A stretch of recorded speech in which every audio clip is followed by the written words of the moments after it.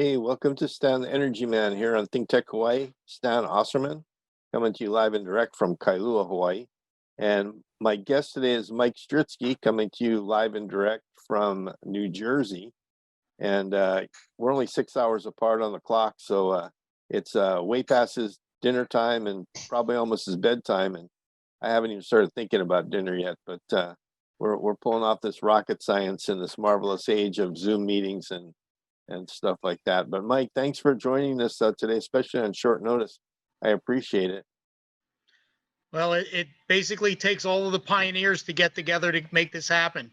So we're now the Minutemen.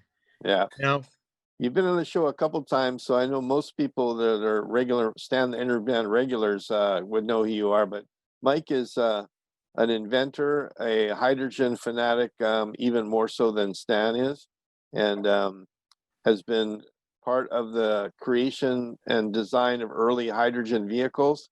And he runs a project called Hydrogen House. So Mike, why don't you tell us a little bit about some of those early projects you worked on and the Hydrogen House project?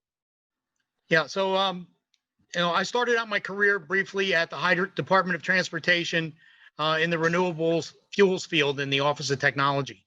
It was my job to take space and military technology, find civilian applications.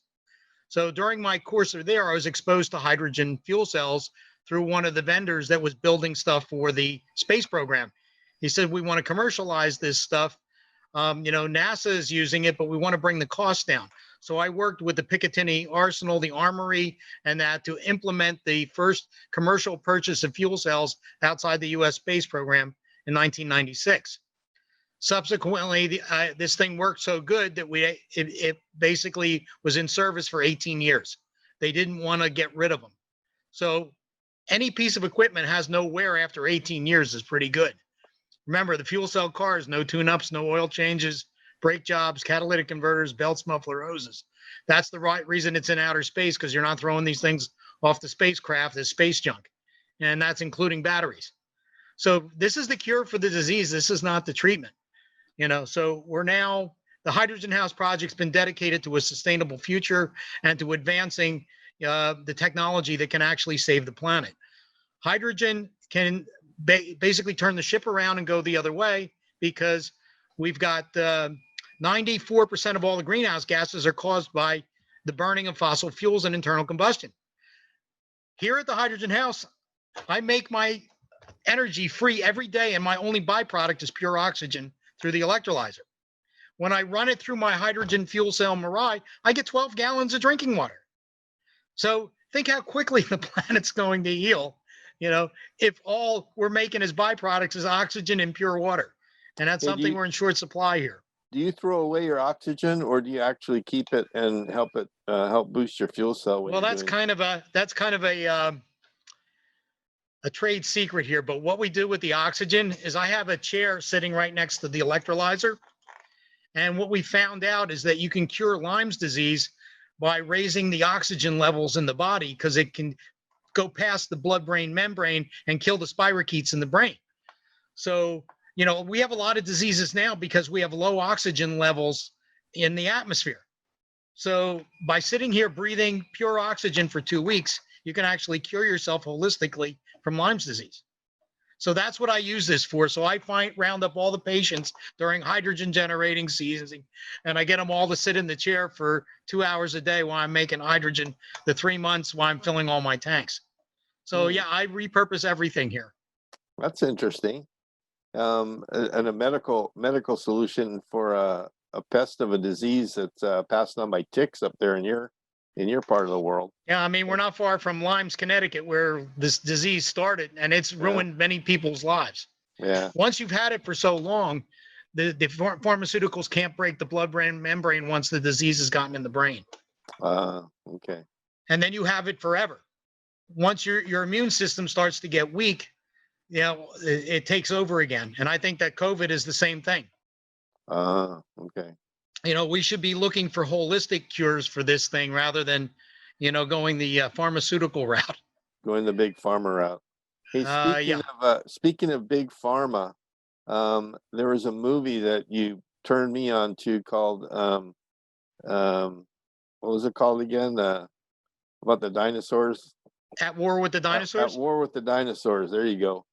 Kind of tell us a little bit about that your part, because you're actually in that film, and maybe you Yes, can I'm share playing some of that. myself. Yeah. Dr. Meku Kaiku narrated the whole thing. But I met the film producer at one of these, hydrogen shows, and we became instant friends. The guy's name's John Michael from Providence Entertainment. And he said he was making this movie on hydrogen. So I actually helped him connect with all the right people, let him know what was going on in the industry. So everything in the movie was actually accurate and real. So, unlike a lot of this stuff, we didn't make anything up. I mean, you can't make this stuff up. But we charted everything from when Jack Nicholson, did the first internal combustion car, all the way down to the Nikola trucks now in a drag race with an internal combustion engine at the end of the movie. But in the middle, we said, 8 years of Bush zeroed out all the budgets, and Obama as well, for the hydrogen program. In the middle of the research, they're shutting down all these programs because it's the cure for the disease. Yeah. If you're a big pharma, you don't want to cure the disease. You want to be tied to your pharmaceutical, umbilical cord, your insurance till the day you die. That's what the way they want to do it. We have to do things differently if we're going to expect to change this planet. And aren't you noticing some parallels with the COVID connection and vaccination and testing and stuff to the pharma connection in the At War with the Dinosaurs? I mean, that hit me in the face big time as we start, because I've seen some other things come out now that talk about the connection of big pharma to a basically. You remember, they want a sick world. Right. They were doing all the chemicals that go out there all make people sick. They were doing a wargaming thing last October, and sure enough, in December, coronavirus hit, and sure enough, they followed the exact wargaming scenario across the world when it came out. So, yeah, I think there's a lot more to that we need to do some homework on. And as a guy who studied Chinese medicine a little bit when I was in college, it just kind of makes you wonder how much we've lost in holistic medicine and ancient medicine that's worked for thousands of years that we just kind of let go. So, well, the thing is we've also destroyed the rainforest, which is the world's medicine cabinet. Yeah. The uncontrolled burning of all of the oxygen in the planet, it's a double whammy. Not only are forests and countries burning like Australia, and Southern California and Brazil, on top of that, it's consuming all the oxygen that the trees made. So we're consuming the oxygen and we're destroying the generator all at the same time. Now we've got trillions of tons of greenhouse gas, methane, all being vented into the atmosphere because of all the ice melting. The ice was the cap on the bottle. Yeah. When that goes, 300 million years of decomposed sea creatures just went into our environment, and you wonder why we have 3 hurricanes in the Gulf. All the weather patterns are changing as the saltwater mix in the ocean changes. Yeah. Well, I know that in the past, you've actually helped work on a bunch of really cool projects, including one that that probably nobody's ever heard of that I like to talk about is the rescue vehicle you helped build for the Europeans that would go down into tunnels. It's called the H2O fire truck. I spent 2 years in Paris building it. So we used a lot of the same technologies as I used in the Genesis, the fuel cell, the electrolyzer, all of this stuff. And I spent 2 years in Paris. It was pretty cool, but it's the only vehicle that was an actual functioning prototype that could run in and out of the tunnel with no oxygen source, which means that when all the people died in the tunnel, they couldn't flush the tunnel with oxygen and there wasn't enough for the fire engines to run. So they got 20 miles down the tunnel, the engine stops and won't start, and they can't flush it with oxygen, so all the firefighters die. Wow. So This is the only rescue vehicle that has the range to go in and out of the tunnel several times, unlike the battery vehicles that could make one trip and then need 6 hours to charge. Wow, so people don't realize that all this technology has been used in many, many things over the years. All the submarines stay under the water because they're electrolyzing seawater to turn it into oxygen so they can stay under indefinitely.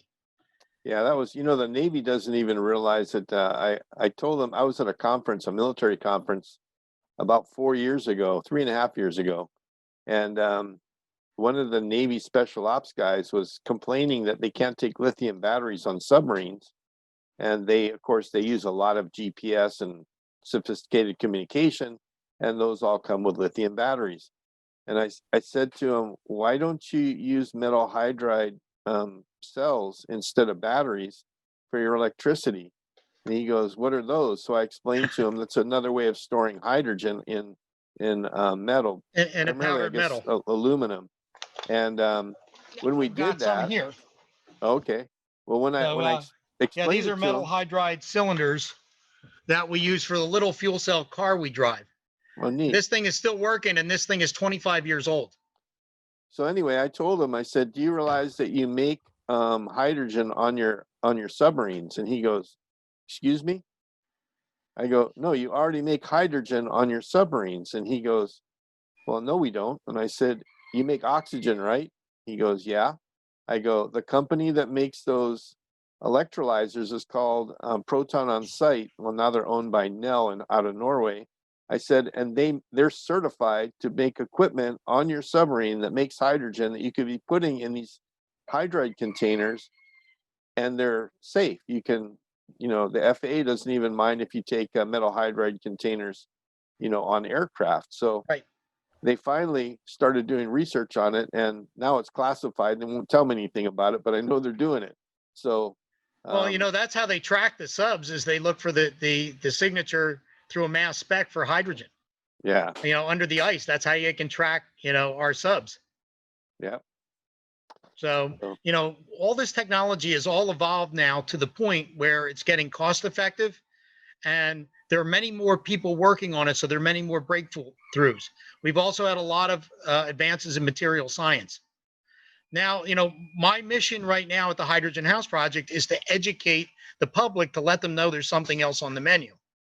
And then second of all, give them something that they can vote with their checkbook and buy. So we're selling jewel boxes for their homes.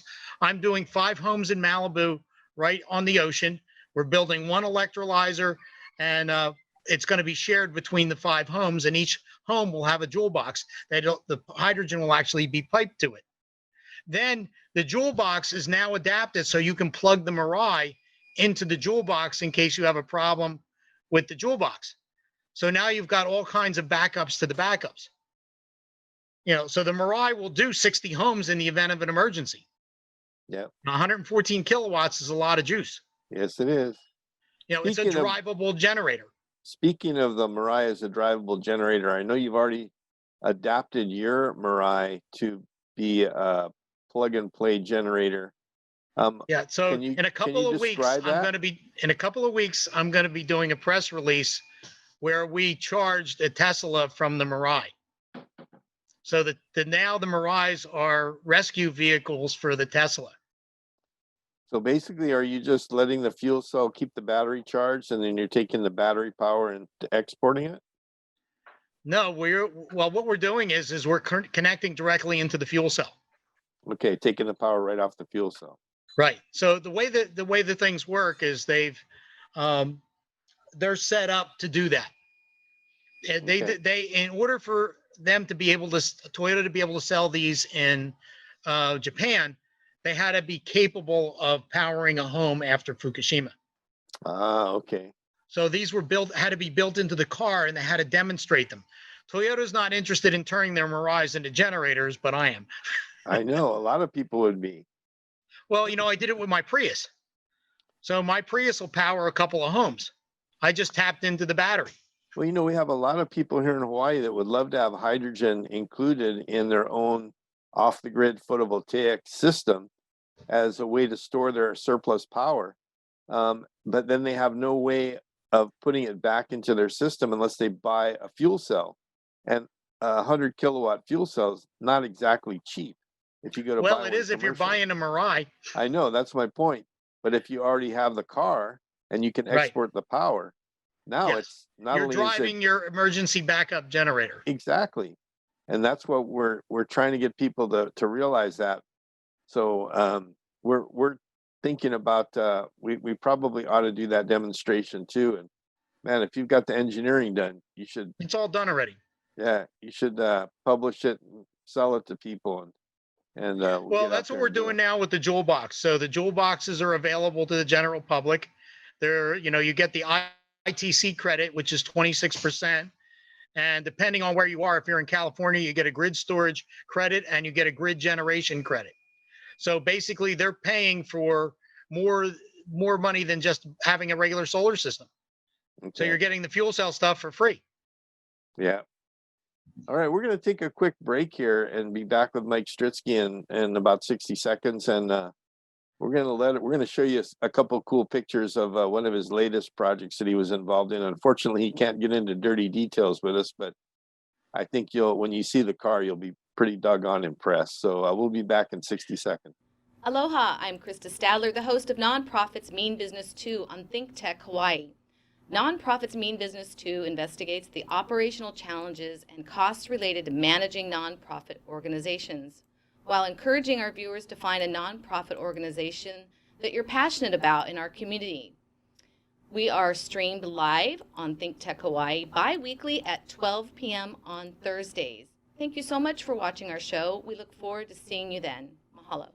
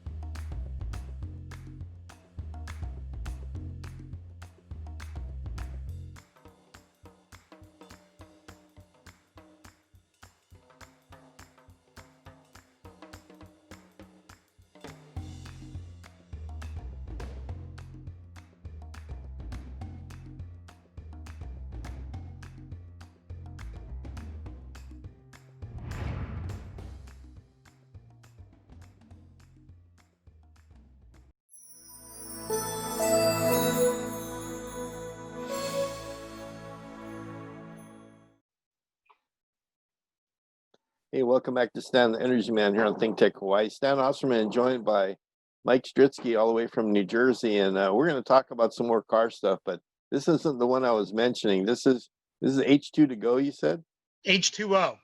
H2O. Yeah. So what fuel is cell vehicle? This is the one that Peugeot did. It's not everything I work on. They turn into a Tonka toy. Okay. So this is one of your early creations, but what I really want to talk about begins with a H and ends with Hyperion. And when I first saw that vehicle and looked at the website to see what it could do, because they have some great videos that you talked about as we went into the break. Tell us about that car, and we'll throw some pictures up of it. Okay, so the car itself is the answer to Tesla about a sexy, fast supercar. The car itself will do 0 to 60 in 2.2 seconds. It will do a top end of 220 miles an hour, and it will do 1,000-mile range. Not 200, 1,000 on one charge, and it'll fill up in 5 minutes. And I don't know if you can get into the actual weight, but compared to all the batteries that Tesla's loading up, is it well, there's 2 tons of batteries in a Model X. Okay. Okay, so you don't have any of that in this car. In addition to that, this car was basically made on 3D printers from carbon fiber and titanium. Oh, so it's all super lightweight and super strong. I probably shouldn't have said that, but oops. Well, you can tell by looking at it, there's a lot of carbon fiber in it. There's a lot of carbon. There were a bunch of banks of printers that was making this car. Yeah. And if you're familiar with carbon fiber at all in the aviation side or industry, you know that's the go-to for like high performance racing boats and things like that. I mean, the math is simple. I mean, everything in the race car business is weight to power ratio.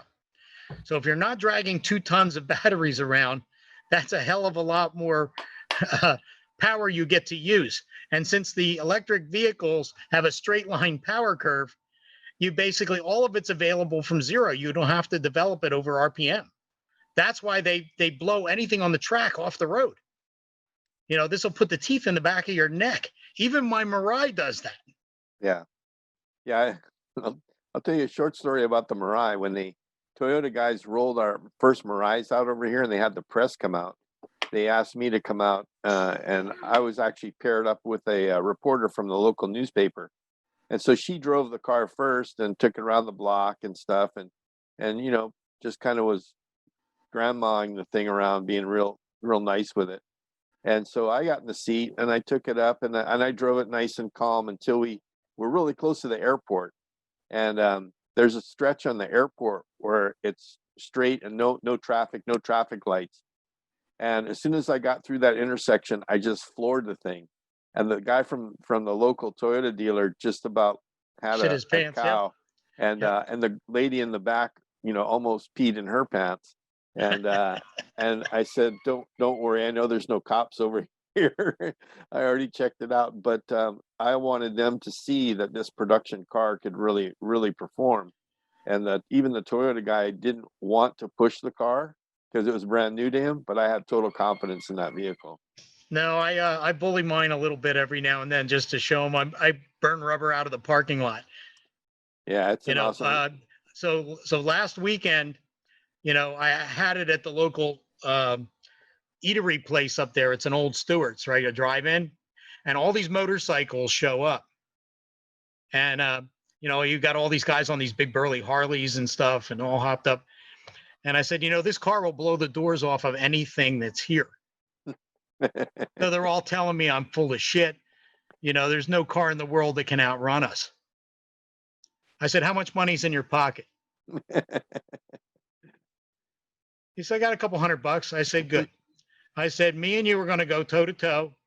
Let your guys drop the flag. We're going to do a quarter mile. Who's ever at the end of it wins. I blew them off by half of the field of the track. Wow. It's only the third time I've taken it out of eco mode. Yeah, people there's no gear shifting. This guy has to shift gears, and he has to develop power over RPM. There's no competition. No. People just don't realize how much torque and horsepower you get out of an electric system, electric drivetrain. And you don't have to do any shifting. It just keeps on accelerating right through. Yeah, so of course I hot mine up a little bit, but we won't tell Toyota. That's okay. So I put a big bank of capacitors in it. Oh, that helps a lot. So I don't get a voltage drop when I punch it. Yeah. So I put out about 12,000 amps in 1 second. Wow. So that's my cheater. That's the problem with racing cars all these years. That's your nitrous oxide for an electric car. That's my nitrous oxide for the electric car. Super capacitors. All right. Well, no weight penalty. You know. But the thing is there's going to be a lot of makers like me. I'm going to be passing this knowledge down to, and these kids get excited when they see what we're doing here, and they can put all the pieces together because every bit of energy that's in this home, we know where it goes, and we can manage all of it. The utility company doesn't want people to know where it goes because you can't save something if you don't know where it's going. Yeah. Hey, that reminds me of before we went on break, we were talking about how this is available to, if you have solar panels, you can just start being on your own. And the one thing that Tesla had going against him when he started talking about his electricity was he wanted electricity to be free for everybody. And I think that was his downfall because the big investors don't want it to be free for everybody. They want to be able to make sure that everybody's paying for it. And I think that's what held hydrogen back for so long, because it is kind of like the answer, the golden answer, and it should drive the price of a lot of things down once it gets to scale. The thing is you will balance all the economies in the world if you make energy free. Yeah. All right. Look, if I'm a little guy with no wallet that can do all of this stuff from my home, I can be my own oil refinery and power plant. You don't think I'm scaring the bejesus off of, the $1 trillion investments from all of these oil companies? Yeah. make way more energy than I use. The utility pays me $4,000 a year. Yeah. For electricity I don't use. My house uses 2 kilowatt hours in the summertime. I got 27 kilowatts of solar. All that goes back to the grid. Wow. You know, and I can store energy forever. I mean, think if you can basically save energy when the wind is blowing in the winter and use it during the summer. So I'm bottling sunshine. Yeah. This is all real. And it's ready. Look at what's going on in the forklift industry. That is a good business plan. They're eliminating 3 forklifts by doing one and filling up in 5 minutes, not waiting, a full, 12 hours for each battery to charge, and then throwing it away at the end of 5 years.